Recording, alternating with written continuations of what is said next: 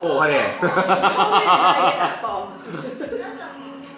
打爆我啊！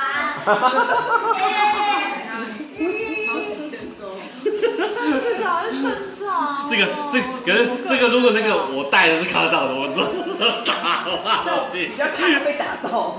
你要小心哦，哎，那个你要小心、他看不到你哦，你小心哦。他等下打到你，你不能太。他真的会打爆你哦。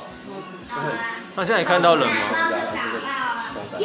他现在也看到人吗？会痛吗？他看得到人吗？看得到，他现在看不到你，所以他这样会。他会把人打爆吗？靠近他，知道吗？